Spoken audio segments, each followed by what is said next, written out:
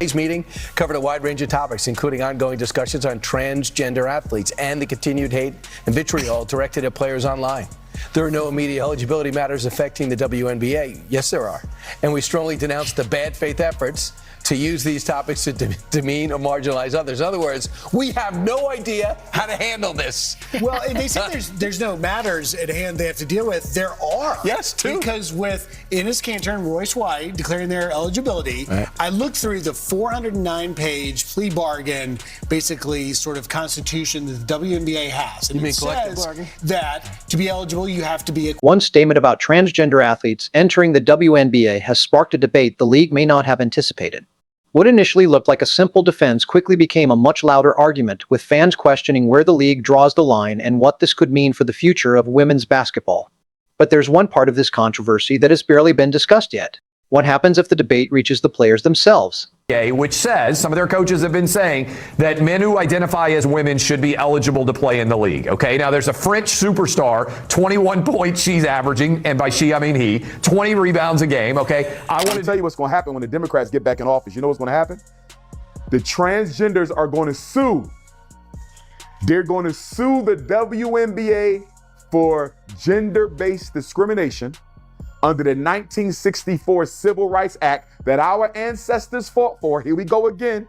Barack Obama appropriating black justice for white gays. Here we go. The WNBA was meant to be celebrating basketball. But somehow, the league has found itself starring in a political drama that feels less like a professional sports season and more like a Netflix series that keeps getting renewed because nobody knows how the next episode is going to end. Sophie Cunningham, because of the statements that she made about biological boys playing in women's sports, she is getting booed on and off the court. People are being even more aggressive towards her. Anti-trans and pro-trans protesters are now facing off at games, literally inside the arenas and outside beforehand. Meanwhile, at every single interview, players are getting hounded to give their opinions.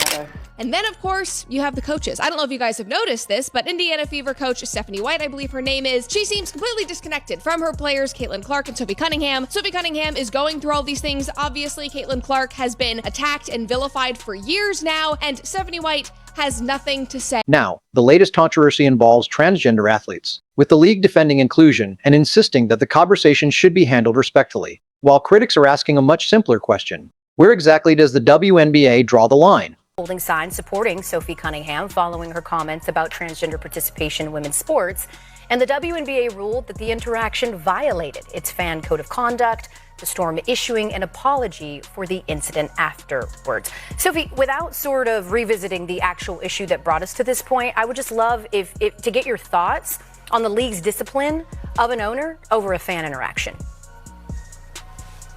Yeah, I think I have a very clear and strong perspective on this. With that being said, though, I think I know that people are not always going to align and agree. I totally understand. And before this story goes any further, there's one important fact that often gets buried underneath all the outrage. There is currently no transgender woman playing in the WNBA, and there has never been a player who was male at birth competing in the league. The controversy is about eligibility, policy, and what could potentially happen in the future, not about a current transgender player taking somebody else's roster spot. And now threatening to join the WNBA, blatantly proving that women were right to choose the bear. Also, a bunch of Sophie Cunningham. So, before anybody gets confused, it's not the setup to a joke about the NBA finally discovering women's basketball. Former NBA players Enes Kanter, Freedom, and Royce White have recently announced that they intend to declare for the WNBA draft, arguing that if the league is going to allow players to identify as women, then apparently they should be allowed to play too, right?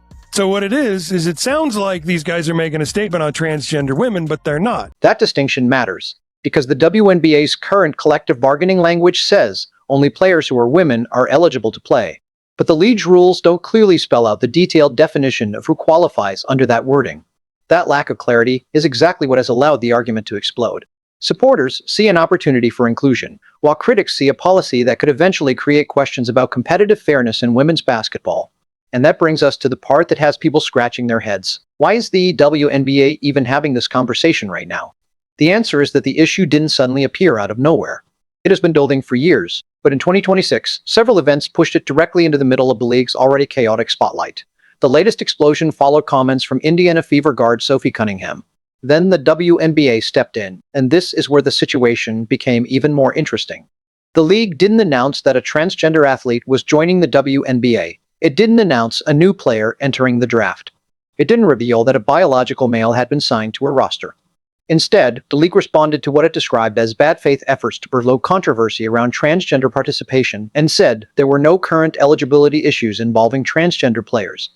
Facing a culture war sparked by Sophie Cunningham. So the Indiana Fever Guard's mission to, quote, protect young girls in the locker room has become a right-wing flashpoint. So much so that two former NBA players are declaring for the 2027 WNBA draft. Ness Cantor and Royce White both say they suddenly identify as women. Now, White even unveiled a new wig, saying he's in his feminine era.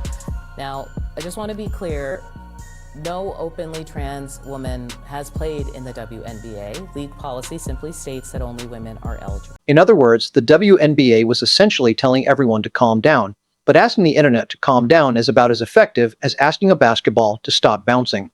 Instead of disappearing, the controversy continued growing because once a conversation about transgender participation enters the world of professional sports, it rarely stays confined to the basketball court. The league's anti-hate task force discussed the issue. If the league believes inclusion should remain a central principle, what exactly would its eligibility standards look like? Would there be specific medical requirements, competitive considerations, or different standards depending on an athlete's circumstances? More importantly, would those rules be written clearly enough that players, coaches, teams, and fans would know exactly where the boundaries are without having to decode them like the terms and conditions on a phone contract that nobody reads? Those questions matter because professional sports aren't simply social institutions where participation is determined by personal preference. Having that respect, having that love, and pursuing peace in these conversations, in these debates, because I think that is healthy. Now, with that being said, I just hate how the basketball of it all is just getting overshadowed. I think that you are seeing teams playing at the highest level they've ever played at. You see great basketball, the most elite level basketball this league has ever seen. And it just makes me sad that all this kind of drama and things that truly don't matter are getting overshadowed. The basketball is getting overshadowed. And so my biggest thing is love and respect. I think there's room for absolutely everybody. We don't always have to agree, but that respect and love definitely has to be there. They are competitive environments built around eligibility rules, physical competition, player safety, and standards designed to create a level playing field. That's exactly why the transgender debate has become so emotionally charged, because people aren't simply arguing about identity or politics. They're also debating how fairness should be defined within a competitive women's league. And somehow, that's only one chapter in the WNBA's current controversy machine. While the league is dealing with questions surrounding a hypothetical future eligibility issue, it's also facing controversies taking place on the actual basketball court. And few players have been closer to the center of that storm than Caitlin Clark. Clark has almost become the human equivalent of a breaking news notification because whenever something happens around her, somebody has an opinion. Somebody has a camera pointed at it, and somebody is already preparing a social media argument before the final whistle has even sounded. The physical treatment Clark has received on the court has become one of the recurring debates surrounding the league, particularly among fans who believe officials haven't done enough to protect her from hard contact. That conversation intensified after an incident involving Phoenix Mercury forward Alyssa Thomas, when Thomas made contact with Clark around the neck area without an immediate foul being called or the play being reviewed at the time. NBA leadership announces they're having an emergency meeting to discuss what they're going to be doing with the W and WNBA. We have to identify what it is. Literally, they put a task force together to discuss the growing drama around transgender athletes because they got humiliated. They got humiliated by not taking a position. All they have to do is, Vinny, make a position at the top to say where they stand, and it would have been done with. But every single time you're hearing Caitlin Clark in interviews like, can we just talk basketball? Now, whether every hard foul against Clark should be classified as intentional targeting is a completely separate question, because proving intent requires more than simply watching a physical play and deciding that it looks suspicious. Basketball is an aggressive sport. Defenders make mistakes, players collide, and sometimes a hard foul is exactly that, a hard foul. However, perception has become almost as important as the play itself. If fans believe officials are protecting the integrity of the game and applying the rules consistently, they're more likely to accept difficult calls, physical competition, and controversial moments as part of professional basketball. If they believe certain players are being treated differently or that dangerous contact is being ignored, then every subsequent foul becomes another piece of evidence in a much larger argument. That expansion has created even more excitement about the future of women's basketball. The WNBA has genuine momentum, and there's no denying that the league is in a dramatically different position than it was several years ago. If the WNBA, let's say for example, they were willing to take it as ridiculously far as you just intimated, and they were declared ineligible for the WNBA draft. From a legal perspective, what's the strongest legal argument Enes Kanter Freedom and Royce White could make?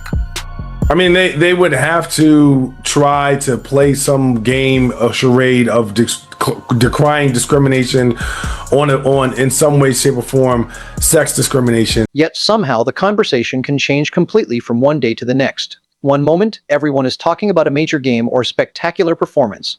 Then the discussion shifts to officiating before moving to Caitlin Clark, Sophie Cunningham, player safety, political arguments, transgender eligibility, or another controversial incident that suddenly dominates social media.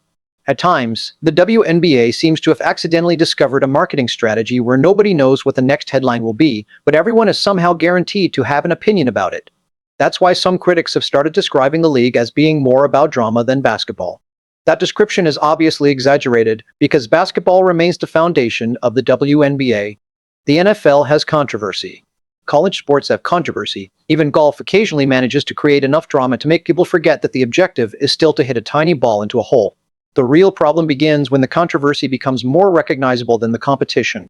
That's the territory the WNBA needs to be careful about entering. Protect women's basketball from biological men. The obvious question is, from who? It's actual men, you know? So is anybody playing in the WNBA right now who wasn't assigned female at birth? No, there's nobody.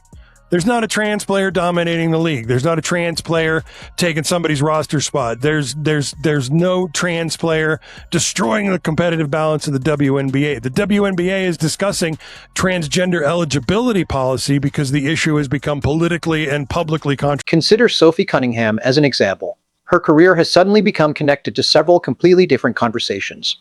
Her comments about transgender participation attracted significant attention, while her physical style of play and public defense of Caitlin Clark placed her at the center of another debate surrounding the league. Then came political reactions, protests, social media arguments, and responses from the WNBA. Suddenly, a professional basketball player, who should primarily be discussed in terms of shooting, defense, rebounding, playmaking, and team performance, was being discussed across political media. That isn't necessarily Cunningham's fault. It's what happens when professional athletes become involved in broader cultural arguments, and the WNBA has been willing to engage with those cultural conversations for years. The league has openly supported LGBTQ+ advocacy and inclusion initiatives, and it has a history of positioning itself as a progressive professional sports organization. The WNBA has also had players who publicly identify as transgender or non-binary, including Lacia Clarendon, whose story demonstrates why the current debate is more complicated than simply claiming that the league has decided to allow men to play women's basketball. That distinction is critical. Have to do this. And I think that's what people need to understand here is Sophie is already successful. She's already an incredible athlete with a great platform. She could have easily stayed silent or quiet on this issue like so many other female athletes have. And honestly, I think that would have probably been the safer decision in this case. But we've seen what happens when women stand up and speak up about this issue. There's often a lot of criticism and immediate consequences that follow. People question. The WNBA hasn't suddenly transformed into a league where biological men are currently competing against women. What it does have is a growing debate about how its eligibility framework should be understood and whether its policies are sufficiently clear. And ironically, that makes the controversy even more interesting, because the battle is taking place before the hypothetical player has even arrived. The league is essentially arguing over the rules of a game that hasn't happened yet. That means the WNBA has an opportunity to settle the confusion before it becomes an even larger problem. If the league wants to emphasize inclusion, it needs to explain exactly what that means within a professional women's basketball competition. If it wants to prioritize competitive fairness, it needs to explain how that principle will be applied. The longer eligibility standards remain unclear to the public, the easier it becomes for different groups to fill in the blanks themselves. Supporters may assume the league is moving toward broader inclusion, while critics may assume the league is preparing to remove traditional boundaries surrounding women's competition. When both sides believe the other is hiding something, trust disappears quickly. WNBA is insulated in a lot of different ways as a private organization in terms of who it does and does not allow to participate in its sports league. And so from a civil rights perspective, even if they were to entertain that, they would have to establish their membership in a protected class. Federally speaking, transgender people have not been designated a protected class, but there is a way to get to that sort of legal theory by way of sex discrimination. They, to my knowledge and to everything that they've put out, have not yet undergone any sort of gender dysmorphia. Meanwhile, there's still an actual basketball season happening. Caitlin Clark still has games to play. Sophie Cunningham still has games to play. Teams still have playoff ambitions. Players are still competing for championships. And fans still want to see who can actually put the ball through the hoop when the game is on the line. That should be the center of the story. Instead, the WNBA has reached a strange point where a conversation can begin with a hard foul, move into Caitlin Clark, somehow involve Sophie Cunningham, take a detour through transgender sports, and eventually end with people arguing about politics. Controversy can generate clicks, but championships create history. Social media arguments can dominate an entire weekend, but great basketball creates fans who continue watching for years. And the WNBA has something far more valuable than controversy sitting directly in front of it. The league has elite athletes, emerging stars, established legends, expanding markets, unprecedented attention, and a growing generation of fans discovering women's basketball in numbers that would have seemed almost impossible a decade ago. That's the opportunity the league cannot afford to waste. Things. Fairness in women's sports and inclusion for transgender athletes both are important. The difficult question is, how do you balance the two? Let's start with the science. Researchers generally agree that going through male puberty creates average physical differences. Things like height, muscle mass, strength, bone structure and density, and cardiovascular capacity. Hormone therapy can reduce some of those differences, but the scientific debate is whether those changes eliminate enough of the advantages associated with male puberty to create fair competition. The question isn't whether the WNBA should allow itself to have difficult conversations, because every major institution eventually has to confront difficult issues. The real question is whether those conversations can happen without drowning out the sport itself, and that's where the league needs to be careful. The WNBA doesn't need to eliminate controversy. It needs to prevent controversy from becoming the main attraction. Caitlin Clark shouldn't need to be involved in another hard foul for people to pay attention to the league. Sophie Cunningham shouldn't need to become part of a national political argument for people to know who she is. And transgender eligibility shouldn't become a permanent headline before the league has even clearly established what its future eligibility standards are. When the drama becomes bigger than the basketball, however, the league risks reinforcing exactly what its harshest critics already claim, which is that the latest controversy can become more important than the latest game.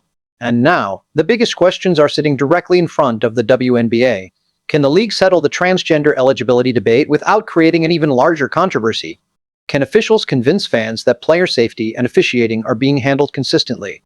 Can Caitlin Clark, Sophie Cunningham, and the rest of the league's stars receive attention primarily for what they accomplish on the court? And perhaps most importantly, can the WNBA prove that the drama is surrounding the sport rather than slowly becoming the sport itself?